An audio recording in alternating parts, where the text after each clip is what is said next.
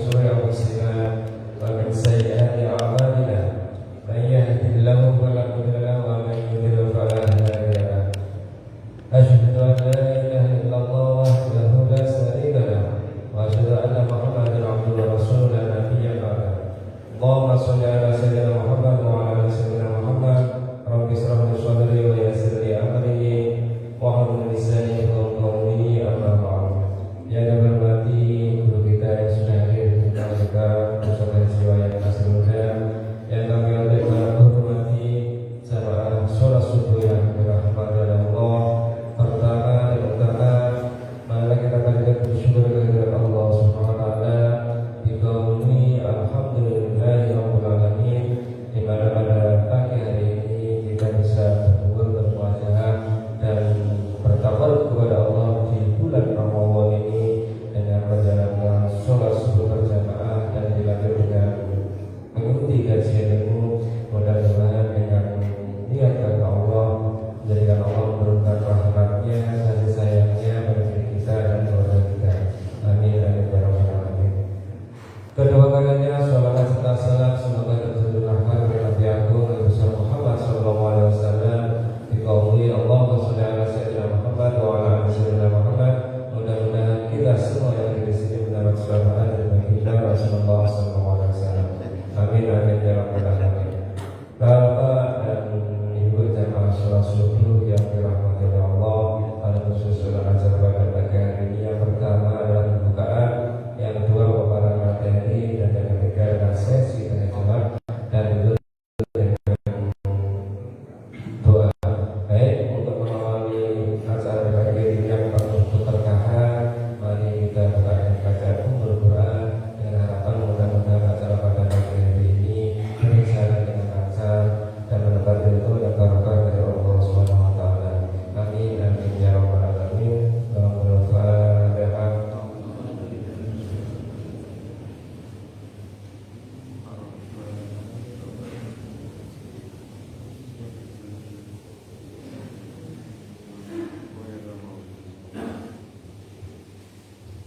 Acara selanjutnya yaitu pemaparan materi yang akan disampaikan oleh guru kita Ustaz Haji Wayan Nasrul Huda. Kepada beliau kami persilakan.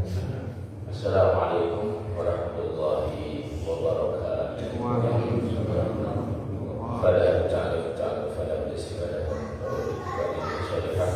wa ala sallallahu alaihi Muhammad sallallahu alaihi wasallam wa ala alihi wa alihi wa azwajihi wa dzurriyyatihi wa ahibatihi fi awlillahi al-Fatihah. A'udzu billahi rabbil alamin.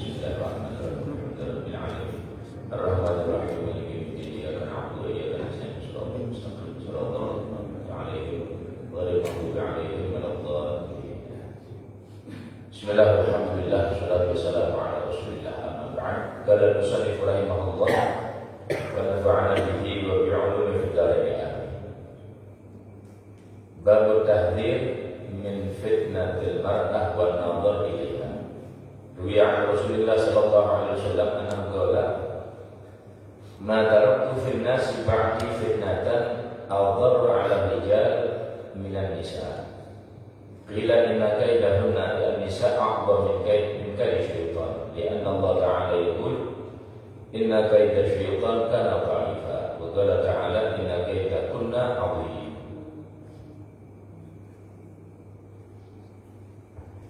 Baik, melanjutkan bab materi yang saya sampaikan melalui kitab Al-Fawaidul Mukhtarah. Pada bab pagi hari ini kita berlanjut pada tahdzir min fitnatil mar'ah wan nadhar ilaiha. Ancaman atau penjelasan agama tentang bagaimana bahayanya fitnah wanita itu dan bagaimana tatkala syaitan itu menjadikan wanita itu sebagai panah untuk menjerumuskan laki-laki ataupun lawan jenis. Fitnah itu adalah istilah, kalau dalam terjemahan bahasa Indonesianya ya, ujian, cobaan ataupun perkara yang menjadikan orang terjerumus, itu fitnah. Dan perlu kita pahami bahwa Islam ini memberikan tuntunan kepada kita manusia, umat Rasulullah ini, supaya selamat di akhirat. Dan tuntunan ini diberikan tanpa terkecuali terhadap Rasulullah sekalipun, ya tuntunan ini berlaku. Cuman masalahnya, apakah berita ini sudah sampai kepada kita atau belum? Itu saja masalah. Atau di tradisi satu masyarakat yang seperti ini, apakah sudah dibiasakan atau belum? Itu saja permasalahan. Bahwa syariat ketika diturunkan, maka itu untuk disebarkan seluas-luasnya. Nabi itu punya sifat wajib, yaitu tabligh, siddiq, amanah, tabligh, faqona, tabligh, menyampaikan. Dan Nabi SAW menyatakan, bu'itsu da'iyan wa muballighan. Aku diutus sebagai da'i dan muballigh. Walaysa li minal hidayati syai'un. Dan sedikit pun daripada hidayah itu tidak menjadi urusanku, kata Rasul. Tidaklah menjadi urusanku sedikit pun dalam urusan hidayah. Artinya, orang mau masuk Islam atau tidak masuk Islam, orang mau sadar atau tidak sadar, bukan urusannya Rasulullah. Itu urusan Allah.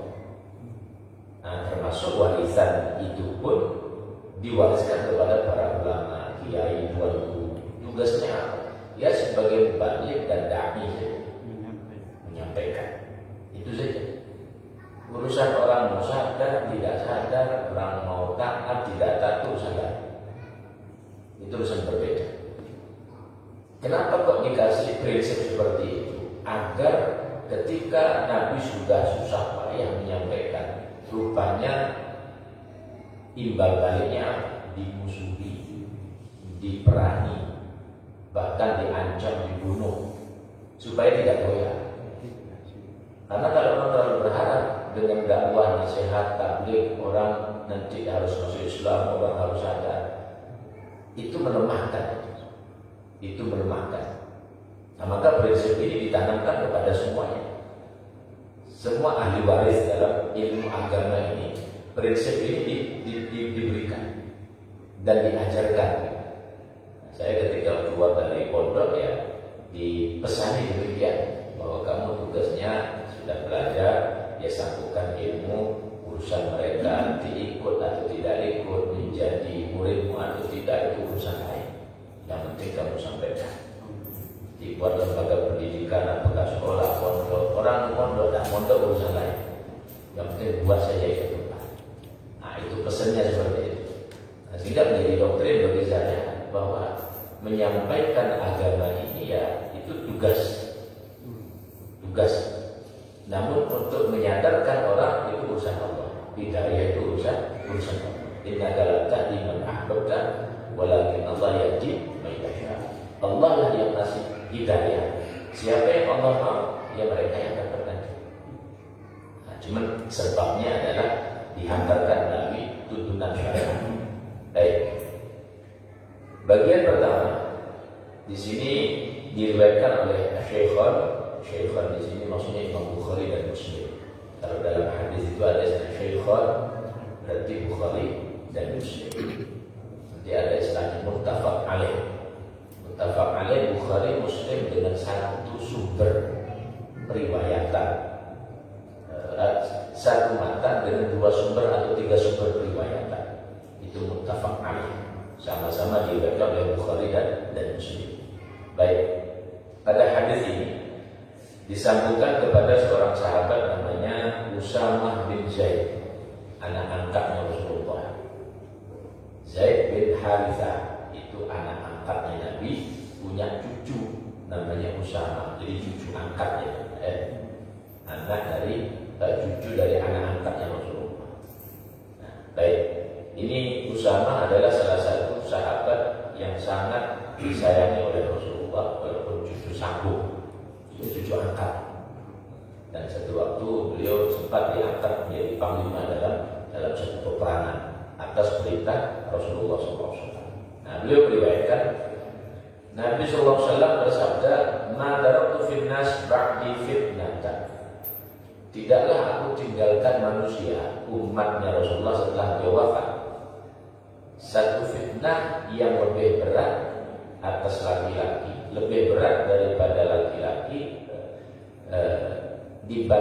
lebih berat atas laki-laki daripada fitnah perempuan, fitnah an-nisa. Dari semua fitnah-fitnah yang ada itu, bagi laki-laki yang paling berat itu adalah urusan perempuan, paling berat. Nah, bukan perempuan yang salah, tapi memang Allah taruh itu sebagai ujian. Ujiannya kan banyak, orang diuji dengan jabatan, diuji dengan uang, harta. Bukan salah jabatannya, bukan salah uang, bukan salah wanitanya.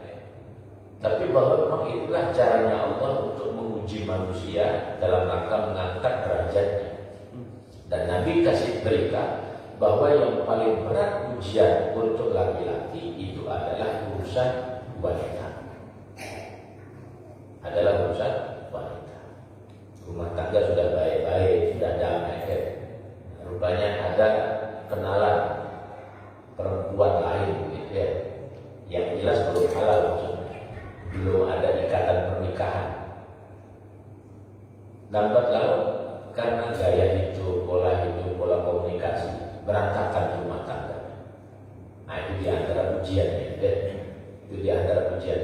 Zaman akhir, nah ini memang marah. Zaman akhir, gagalnya rumah tangga, bahkan gagalnya seorang konglomerat ataupun ya seorang pejabat, ya urusan ini, urusan wanita. Ada seorang tidak jadi kuliah, dia tidak sampai wisuda.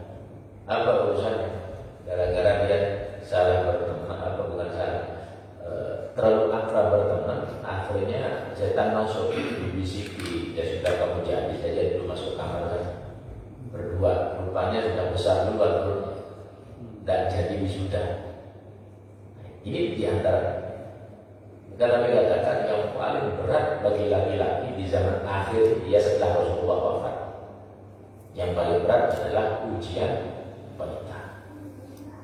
Tidak tahu nih bapak-bapak ini ngalami mana? Kira-kira gimana ngalami mana? Ngalami ya? Pernah. Ya. Tidak, maksud saya nanya begini, artinya apa yang Nabi katakan tidak mungkin bohong, gitu. Perkaranya mungkin ada yang ngalami tapi agak ringan, ada yang ngalami agak berat, kan begitu ya? Ya seperti itu. Nah, tapi sekali bahwa saya teruskan, ini bukan berarti Nabi meletakkan wanita itu pada posisi sebagai pembawa bahaya, bukan? Sebagai umpan bahaya, bukan? Ya karena semua ya macam iblis saja Allah ciptakan. Iblis diciptakan ya memang sebagai ujian. Takdirnya dia ya memang celaka, dilaknat, ya itu kan yang lain, bagian lain. Tapi bahwa dia diciptakan untuk menguji manusia, untuk menguji manusia. Kalau kita bicara tentang wanita, tradisi, kita bicara zaman Romawi sejarah, ya wanita itu ya yang bangsawan sih ada bagian-bagian sedikit, tapi sisanya mereka diperbudak habis-habisan, terhina mereka. Atau kita cek sejarah Persia misalnya, sebelum Islam, ya sama juga begitu. Ya ada sih kalau jadi saudagar, tapi umumnya wanita ya sudah dilecehkan habis. Yang lebih jelek lagi di zaman jahiliyahnya Arab, itu jelek lagi perempuan. Kalau bayi perempuan dikubur gitu. Itu tidak ada batas, orang mau nikah 100.000, 2.000 tidak apa, bebas. Jadi perempuan ini habis, tidak ada nilai. Tapi datang Islam datang, kemudian perbudakan dihapus, tidak boleh bunuh anak perempuan, tidak boleh. Kemudian mulai ditutup, auratnya tutup. Bahkan Allah turunkan Al-Quran, qul li azwajika wa banatika wa banatil mu'minina 'alayhinna min jalabibi, dari disuruh pakai jilbab supaya lebih dikenal, ini loh perempuan baik-baik, ini yang tidak baik, untuk dikenal. Dzalika an yu'raf, supaya dikenal, ini loh wanita muslimah yang baik. Artinya Islam datang ini untuk mengangkat derajat wanita. Yang tadinya ratusan boleh nikah, boleh kawin, bebas saja sudah. Bebas. Islam datang maksimal 4, tidak boleh lebih. Tidak boleh lebih. Kecuali untuk Nabi saja. Nabi boleh lebih. Itu pun ya atas perintah Allah. Tapi kalau yang lain tidak boleh lebih. 4 saja maksimal. Itu pun bagi yang mampu. Kalau tidak mampu ya 1 saja. Dan Allah bilang fa'ilam itu kalimatnya fa'ilam tasta'bidu fawahidatan. Kalau memang kira-kira tidak bisa adil ya 1 saja. Fa'ilam ta'bidu fawahidatan. Kalau memang tidak adil ya 1 saja. Artinya kalau kita tengok sejarah, perempuan di zaman dulu itu tidak bernilai sepertinya. Tapi Islam datang kemudian diangkat derajat. Namun status mereka diciptakan sebagai fitnah, maka itu status yang lain, bukan mengisyaratkan satu keburukan, bukan mengisyaratkan satu keburukan atas mereka, bukan seperti itu. Baik, di dalam Al-Quran Allah Subhanahu Wa Taala menyatakan bahwa inna kaidakunna 'adzim, sesungguhnya tipu daya perempuan itu dahsyat, berat, berbahaya. Dalam surah Yusuf Allah katakan begini, inna kaidakunna 'adzim. Ya nyatanya Zulaikha sudah jadi ratu permaisuri, tetapi masih terbujuk rayu pada status zaman itu, yang dia belum tahu kalau itu adalah calon bakal nabi. Tapi karena gantengnya Nabi Yusuf tergoda juga. Nah, begitu. Dan dikumpulkan perempuan-perempuan lain untuk bagaimana ya melihatnya Nabi Yusuf ganteng. Mulai muncul godaan-godaan. Tapi namanya Nabi Allah ya dijaga. Jaga Nabi Allah. Walaupun ujiannya ya seorang Nabi kemudian akhirnya penjara. Seorang Nabi akhirnya di penjara. Apakah itu tanda keburukan? Nah, itu ujian bagi sang Nabi. Tapi proses ujiannya seperti itu. Inna kaidakunna 'adzim. Jadi daya yang besar, dahsyat. Kalau laki-laki lemah-lemah, imannya banyak, dia hanyut. Kalau harta bangkrut, ya. Kalau kedudukan dia jatuh karena urusan perempuan. Akan terjadi begitu. Dan ini sudah diberitakan oleh Nabi 1400 tahun yang lalu. Sudah diberitakan. Nah, sebaliknya di dalam surah An-Nisa Allah menyatakan inna kaida syaitani kana dha'ifa. Tipu daya muslihat setan itu lemah. Setan itu lemah. Nah, tapi kok bisa mengganggu manusia? Berarti manusia lebih lemah lagi pada posisi itu. Sebenarnya kalau manusia kuat imannya tidak bisa digoda syaitan. Nabi menyatakan wa khulika iblis muzayyinan linnas wa laysa 'alaihi nadhalalah syai'un. Iblis itu diciptakan cuma untuk hiasan, menghiasi daripada gambaran dunia ini, untuk supaya manusia terjerumus tertipu. Tapi tidak bisa menyesatkan. Iblis tidak bisa menyesatkan. Wa laysa 'alaihi nadhalalah syai'un. Sedikit pun iblis tidak bisa menyesatkan manusia. Tapi kok banyak orang tersesat? Ya berarti memang sangat lemahnya keilmuannya, keimanannya, akhirnya sesat. Banyak orang sesat itu kan, ya termasuk ajaran-ajaran sesat kan banyak ya. Dia diikuti saja. Sebenarnya kan bisikan-bisikan iblis. Nah, kurang apa terang benderangnya Al-Quran? Kurang apa jelasnya ajaran Rasulullah melalui para kiai-kiai? Kurang banyak apa kiai di Pulau Jawa saya itu ribuan kiai, kurang apa? Tapi masih saja ada orang tersesat dalam pahamnya, dalam thariqahnya, dalam keilmuan, dalam akidahnya. Kurang banyak apa tersesat, dan kurang banyak apa itu kiai. Berarti iblis ini dia begitu kuat untuk menguasai, menghiasi kehidupannya. Saya katakan kuat karena sebab manusia lemah. Bagaimana supaya kuat? Ya duduk sama kiai, ya duduk sama tuan guru.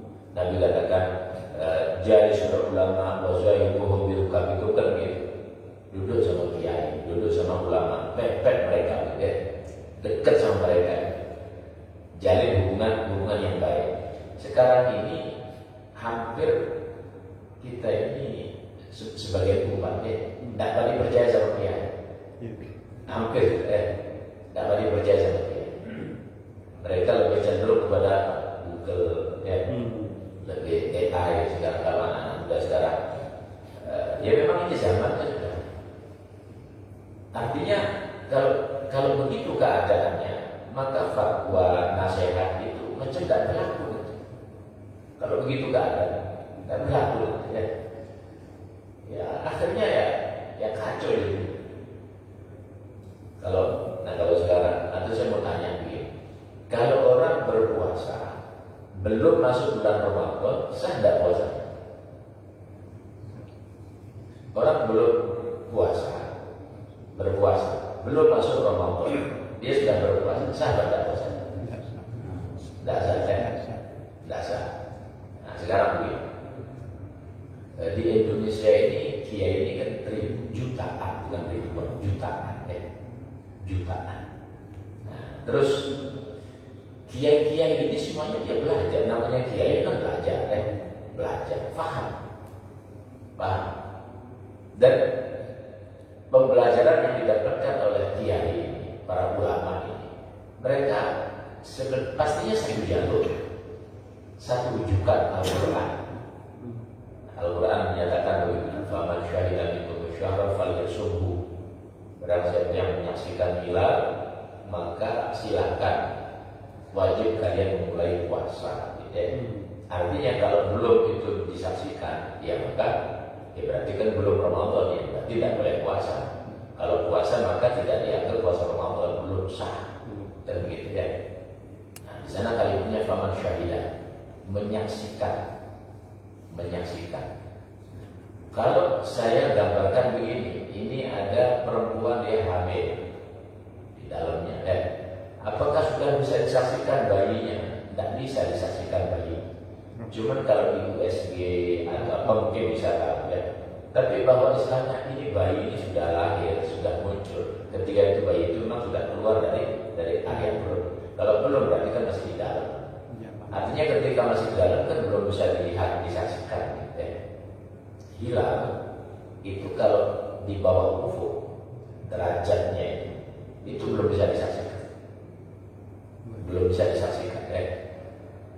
Tapi kalau sudah muncul, apakah 1 derajat, 2 derajat, 3 derajat, umumnya bisa disaksikan itu kalau muncul dia ke permukaan kurang lebih 5 sampai 6, 7 derajat, baru dengan mata telanjang. Kalau baru 1 derajat itu mungkin pakai alat, pakai celana bisa dilihat. Tapi kalau belum di atas 3 kan, belum 3 ke atas, itu belum bisa dilihat oleh kasat mata, belum bisa. Dari zaman Nabi, sahabat, tabi'ut tabi'in, semuanya itu prinsipnya ra'yul hilal, melihat hilal. Ketika belum dilihat, ya belum. Nah, maksud saya begini, artinya apakah para ulama ini tidak bisa tegas lagi? Atau karena umat ini memang sudah tidak mau, sudah tidak. Atau ulama sudah tegas, tapi kurang kuat untuk menyambungkan kepada yang punya kewenangan mutlak, presiden. Ulama bilang ini supaya kita bersatu. Ya sudah, presiden putuskan sudah dengan syarat-syaratnya. Apa seperti itu masalahnya?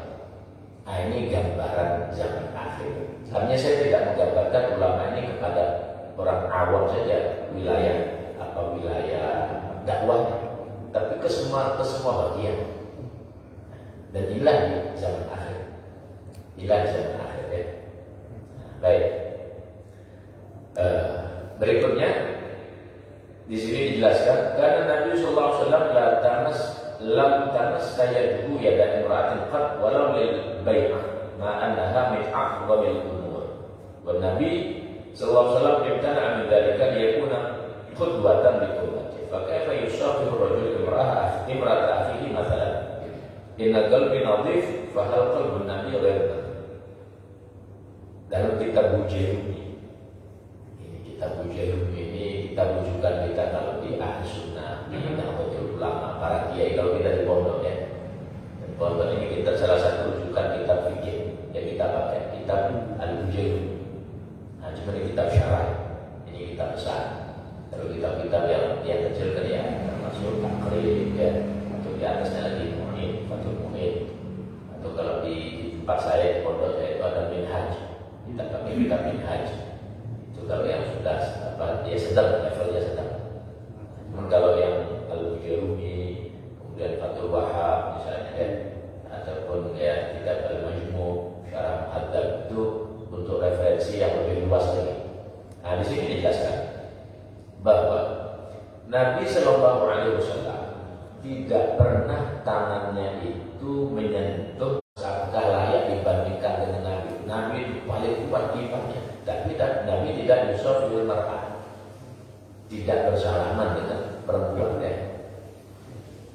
Nabi itu paling kuat imannya ya, syahwatnya paling terkendali. Tapi Nabi tidak pernah ya.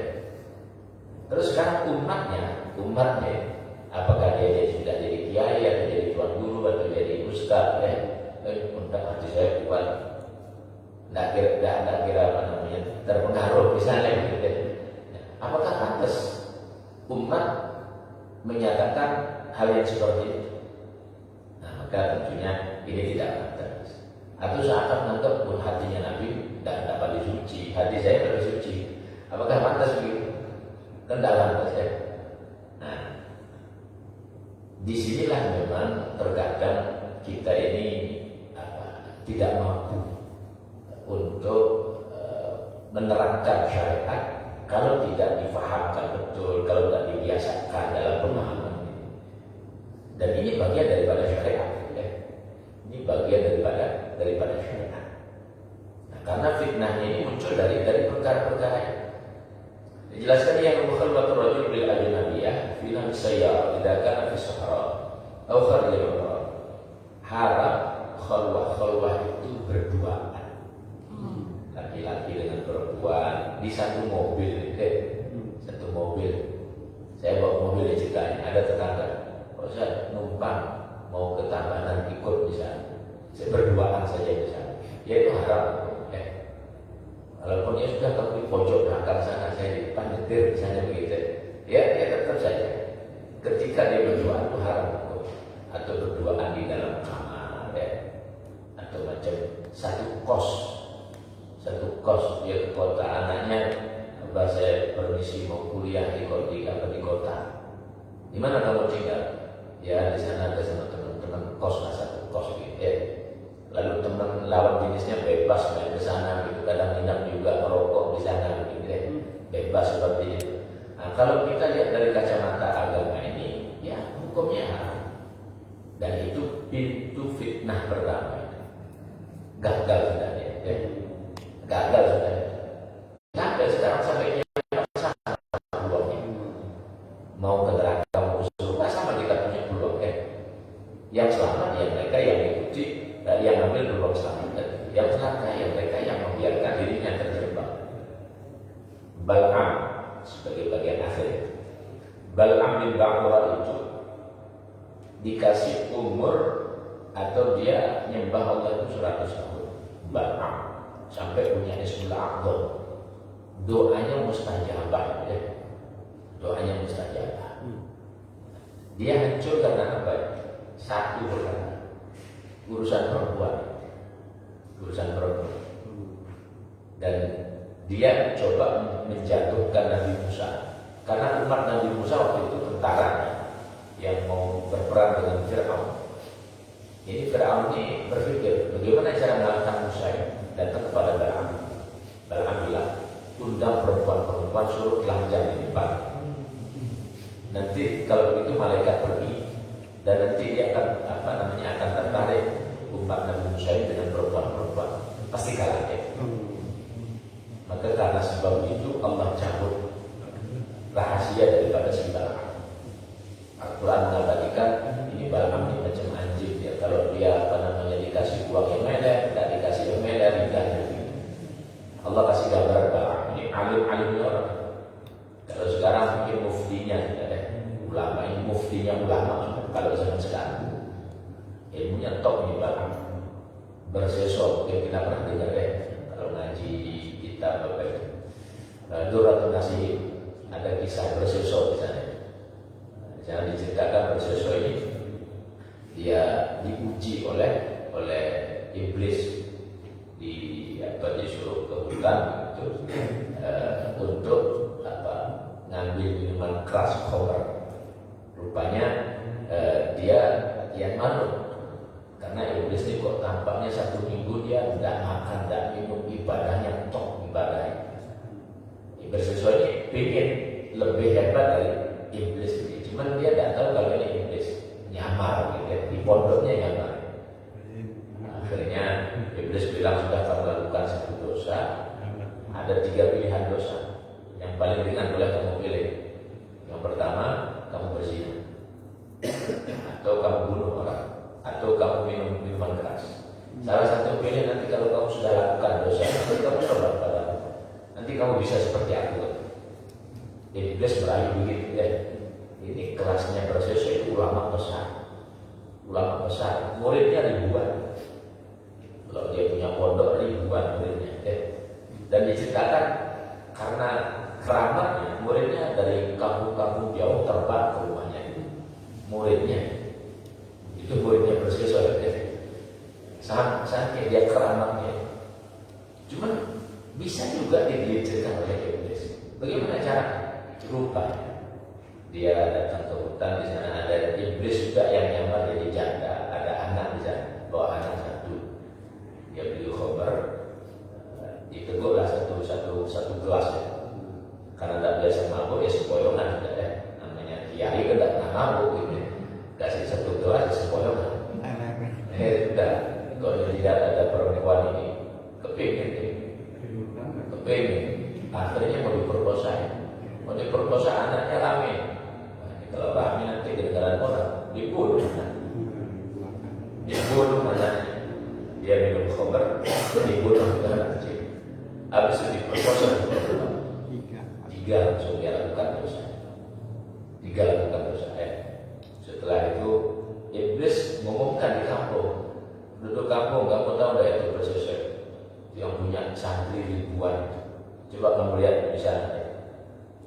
Sudah akhirnya dikeroyok sampai sudah sekarang mau mati.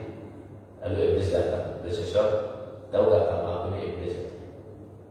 Sekarang kalau kamu selamat, sujud kepadaku, aku selamatkan. Endingnya di sana. Akhirnya kemudian mau dia dengan isyarat matanya sujud dia kepada iblis. Saat itu iblis datang, dicabut mati dalam keadaan suruh. Artinya peluang orang celaka itu semuanya sama. Peluang celaka itu sama semua. Peluang selamat sama juga Maka tidak ada jalan lain. Kita mencari bimbingan sembari berdoa kepada Allah. Ya mudah-mudahan melalui ibadah Ramadan ini, melalui pengajian dan saya berharap ini sih akan ramai saya lihat Tidak tahu kalau hari-hari biasa ramai. Kalau puasa ramai juga. Mudah-mudahan bertahan. Jadi maksudnya begini kan, kalau kita senang ngaji itu biasanya hati ini cenderung hidup ya. Tapi kalau tidak senang ngaji hati nanti mati. Biasanya begitu. Nah mudah-mudahan jadi berkah Ramadan nanti ramai terus ya. Ngajinya ramai terus. Sehingga kita mendapatkan keberkahan. Baik, saya kira demikian. Sebelum saya akhiri, barangkali yang bisa dikatakan. Alhamdulillah, mungkin kami berkenal dari Bapak Ustaz Haji Abdul Huda untuk selanjutnya yaitu sesi tanya jawab.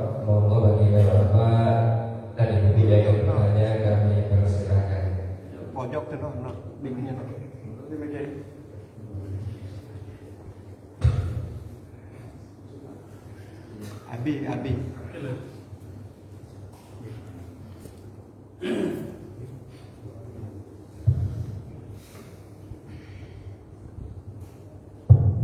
Assalamualaikum warahmatullahi wabarakatuh. Waalaikumsalam warahmatullahi wabarakatuh. Saya pernah mendengar ungkapan atau istilah bahwa satu wanita yang jahat itu lebih berbahaya dari 1000 laki-laki yang jahat. Tetapi doa wanita yang solehah melebihi mustajabnya 70 wali yang saya baik. Terus ada lagi kesolehan anak itu tergantung kepada ibunya yang solehah. Kalau ibunya solehah, anaknya pasti baik. Kalau ibunya tidak solehah, walaupun bapaknya soleh, anaknya biasanya tidak baik. Jadi bagaimana biasa? Terima kasih. Ya. Baik. Dijawab langsung gimana?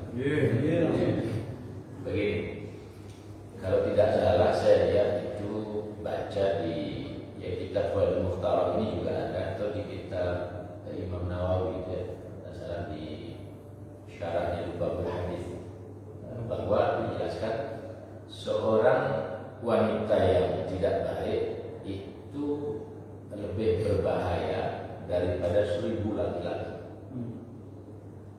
Kenapa demikian? Karena memang bahayanya seorang wanita ini kalau melakukan satu kesalahan itu akan saling tarik menarik, akan memberikan penyebaran yang lebih negatif lagi. Satu contoh, saya misalnya saya pribadi diganggu oleh seseorang dan dia ajak berbuat jelek. Apakah cuma saya yang rusak? Tentu bukan saya. Anak saya rusak, istri saya rusak, nama saya, mungkin pondok saya, mungkin sekolah saya, mungkin jamaah saya rusak semua. Gambarannya begitu. Iya. Gambarannya begitu ya. Karena Kalau dalam urusan, jelas titik. kalau dalam urusan itu. Tapi kalau urusan lain, misalnya kalau bukan dalam urusan wanita, mungkin lebih ringan. Misalnya saya berkelahi, misalnya ya paling yang mungkin harga diri saya, ya. Tapi kalau urusan itu berbeda, gambarannya seperti itu. Nah sehingga dapat ditegaskan dan maksud daripada penyampai itu kalimat, mungkin ada contoh-contoh yang lain yang lebih jelas lagi akan dampak bahaya. Cuman itu juga bisa bermakna kiasan bahwa begitu dahsyatnya sehingga dikatakan melebihi bahayanya 1000 laki-laki, ya. Karena besarnya dampak bahayanya. Bisa jadi seperti itu. Baik, yang kedua, bahwa wanita yang solehah itu lebih baik daripada 70 wali. 70 wali. Betul, memang seperti itu keadaan. Termaktub dalam kitab ini juga. Termaktub dalam kitab ini. Jadi wanita yang soleh itu lebih baik daripada 70 wali.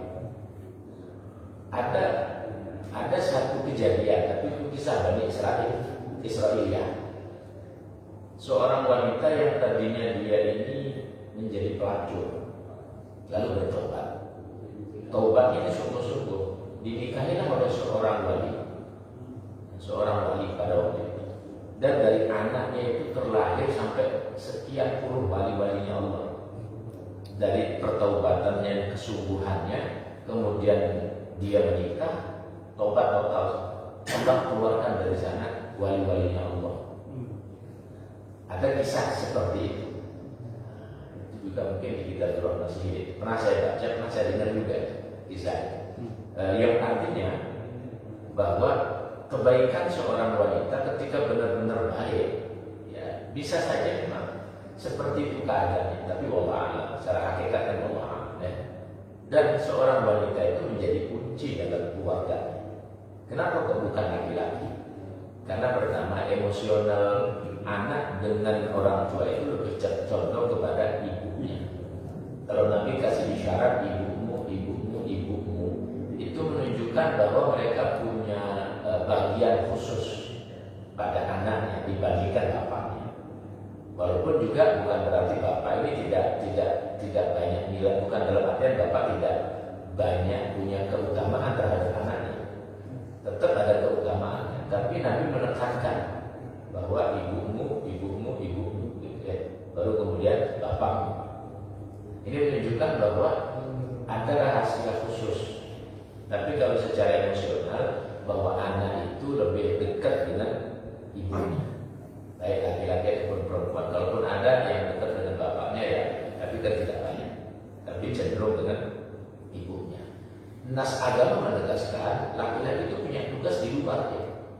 Laki-laki yang kerja, yang bernafkah, yang wanita ini di dalam. Sehingga karena memang tugasnya wanita di dalam mengurus anak, jadi peluang untuk mendidik itu lebih besar kepada wanita. Ini kalau kita bicara nas agama. Tapi kalau bicara tradisi zaman akhir ini, wanita-wanita karir memang sudah tidak terlalu lagi prinsip itu. Tapi kalau kita bicara nas agama, bahwa memang tugas wanita itu ya di rumah. Walaupun tidak wajib ngurus anak, saya tidak mengatakan wajib ngurus anak. Yang wajib ngurus anak itu suami.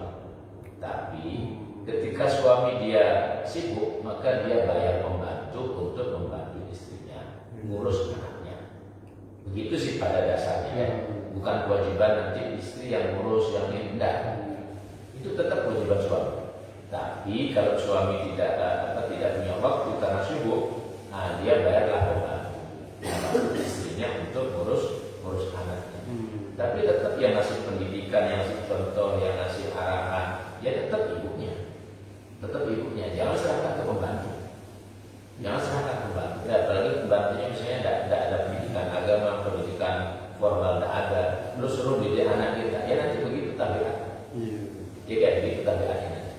Ya tetap kepada ibunya si anak. Ya. Nah, jadi seperti itu.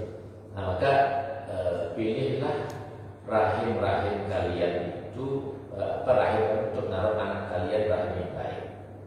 Pilihlah yang baik. Nabi SAW menyatakan tanakahu al-walud al-wajud. Nikahilah yang banyak anak dan punya cinta kepada anaknya. Ada ibu itu tidak cinta sama anaknya, tidak sayang kan? Biasa kan?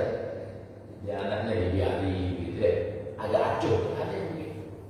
Anaknya nangis dibiari, bahkan dia sudah cuek. Ada karakter begitu. Tapi ada ibu itu yang punya sayang betul pada anak. Dicubit sama suaminya dia yang marah. Atau dimarahi sedikit ibunya marah ya. Saking sayang, tapi itu sifat yang bagus.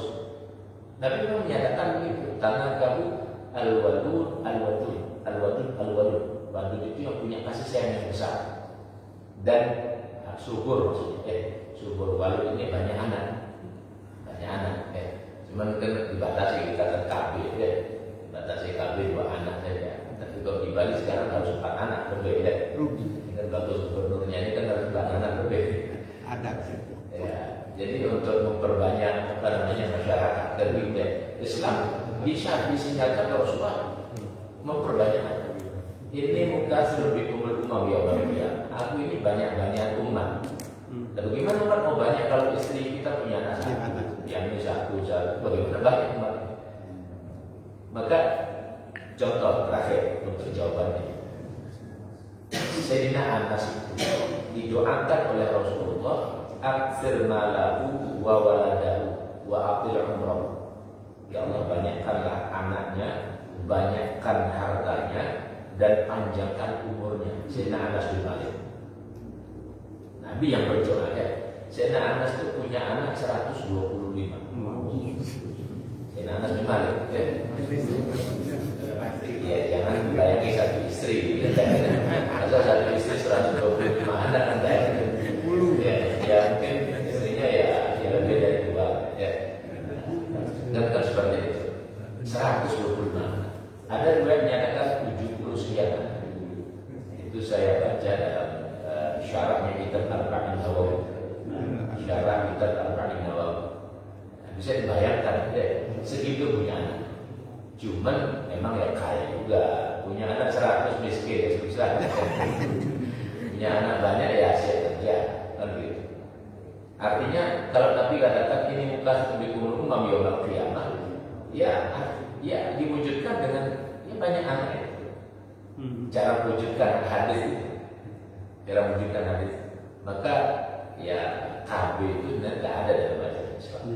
Bahkan dibahas azal dalam kitab Ulumuddin, azal ada penjelasan lebih detail di sana. Di saat mau keluar suami itu dicabut, itu azal. Itu ada ulama katakan makruh, ada katakan haram. Tidak boleh azal itu. Nah, kenapa? Itu dia menghambat pertumbuhan manusia. Karena kan tidak akan jadi bayi kan gitu ya, karena dicabut. Nah, sampai sejauh itu, maka tegasnya bahwa wanita yang baik ini akan menjadikan generasi-generasi yang baik. Wanita yang sholihah akan menjadikan generasi-generasi yang sholihah juga. Ya, maka kuncinya kalau anak mau berhasil, kuncinya di ibunya ya. Tapi kalau anak tidak berhasil berarti salah di ibunya juga ya. Walaupun suami harus bantu, harus mendukung, harus dia memberikan pengarahan awal, semua dia bekerja sama, tapi kuncinya di saya kira Allah. Ini Pak, saya kenapa penghitungan puasa kok baru dimulai menjelang puasa?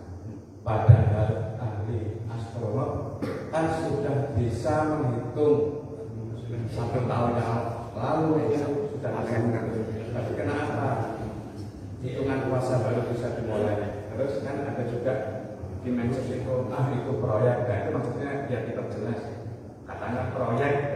Yang kedua, ada orang titip tanya saya bersuami istri sampai kiamat akhir. Tapi dalam nanti di kiamat sana, di alam sana, katanya istri saya kan gendut gitu. Apakah nanti di sana bisa ketemu yang ramping minimal seperti namanya gitu? Umpamanya siapa gitu, artis lah gitu. Apakah kita ketemu istri? Itu aja. Terima kasih. Assalamualaikum. Waalaikumsalam. Bukan titipan ini. Ya. Nggak terima istrinya sekarang. Ya. Konten. Nah, begini. Sebenarnya ada kita punya ilmu falak, ilmu astronomi. Itu memang ilmu kita, artinya ilmu Islam, baik Ahlussunnah wal Jamaah ataupun non Ahlussunnah wal Jamaah. Kita belajar itu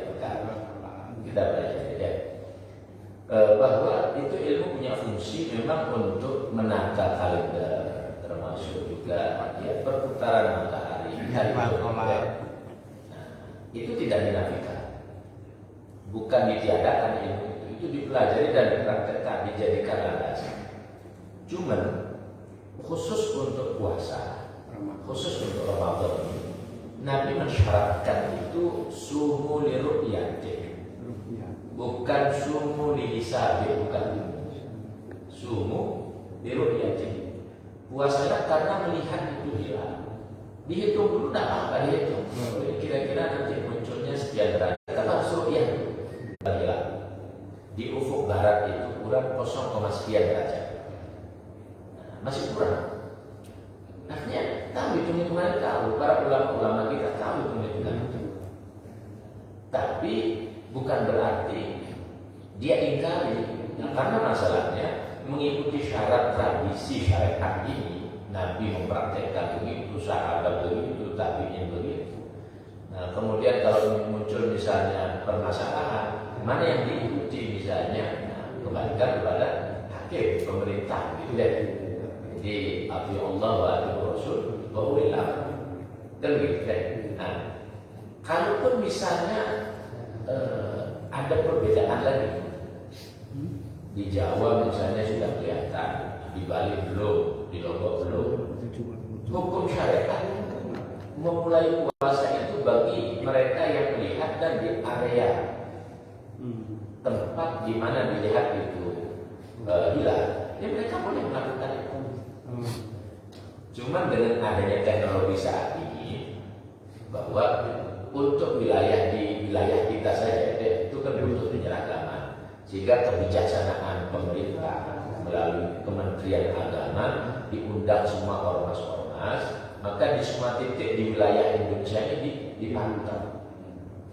Untuk bijaksana biar tidak terjadi kontra, kalaupun ada satu saja titik yang melihat ini hilang, nanti disidangkan. Apakah bisa jadi rujukan untuk wilayah Indonesia? Bisa. Itu sudah bijaksana sudah. Cuman masalahnya itu belum muncul. Hisabnya sudah dihisab, sudah dipelajari. Ya betul ini ada, cuman belum muncul. Jadi bahasanya begitu ya. Nah maka saya tegaskan, jadi kita tidak menafikan ilmu hisab tidak. Nah, walaupun isunya, tapi ini isu yang muncul di beberapa media sosial itu. Jadi matlak hilang ini ada di antaranya. Maka sekali lagi kita bukan menafikan ilmu hisab. Nah, namun itu kita pelajari, tapi untuk memutuskan khusus bulan Ramadan itu dengan ru'yat. Begitu ya. Saya kira seperti itu. Kalau ada bahasa-bahasa keliru ini karena proyek Rasulullah, jangan kita sebut, jangan kita merasa kabur. Masa ulama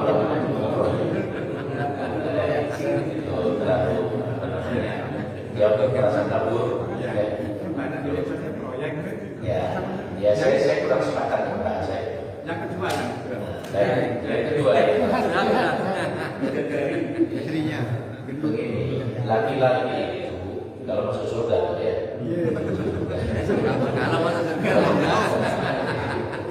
Laki-laki itu dia mendapatkan 70 bidadari. Tidak usah khawatir. Yang model bagaimanapun ketemu ya. Yang langsing, yang ramping, yang kita Spanyol macam-macam ketemu. istri yang gendut di sana kan gitu. Kalau gue pilih ya. Begini, Allah sifatkan bidadari surga itu dengan seindah-indahnya bersifat. Saat ini Ya, itu tidak seberapa kalau hari ini tidak seberapa. lewat Sifat bidadari surga itu orang kulitnya itu nerawang, dipandang dari depan tembus ke belakang. Itu gambaran ini. Kalau dia minum kopi kelihatan kopinya. Kan seperti itu. Itu gambaran bidadari. Saya baca dalam kitab tafsir Bawawi itu, kalau bidadari itu yang mudah di bumi ini, harum bumi. Ya begitu gambarannya. Maka tidak usah dibayangkan takut nanti dapat yang gendut, yang tidak usah dibayangkan gitu ya. Dan lagian memang fisik kita ini diganti. Fisik ini diganti besok. Ini fisik ini kan untuk di dunia saja, untuk di sini. Rohnya. Ya, untuk tempatnya roh ini. Nah, itu sudah ya. Jadi apa? Jadi tahanan. Nanti kalau kita masuk ke alam kubur beda fisiknya. Ke alam akhirat fisik beda, karena kan abadi di sana. Di neraka itu kalau fisik ini yang dipakai, itu kan habis ya. Udah disentuh api neraka habis. Tapi Allah katakan dia dikekal di sana, tidak habis-habis, tapi tersiksa terus. Sebaliknya di surga begitu juga. Fisiknya beda, dan tidak seperti ini kan, tidak seperti ini. Maka jangan dibayangkan nanti saya dapat yang di dunia sudah yang duduk lagi. Jangan bayangkan. Tapi jangan disimpulkan tentu tak lama juga. Itu kan sesuai selera saja kan. Dikira karakter yang Seleranya masing-masing. Tapi semua Allah ciptakan itu ada hikmah. Ada hikmahnya, baik itu yang ramping, yang gendut, yang tinggi, yang pendek, ada hikmahnya semua. Ada hikmahnya semua. Maka bersyukur atas apa yang ada di depan kita, nanti dikasih yang lebih baik. Baik, saya kira seperti itu ya. Allah. sama ya. Baik, kita akhiri. Al-Fatihah. Ar-Rahman Ar-Rahim.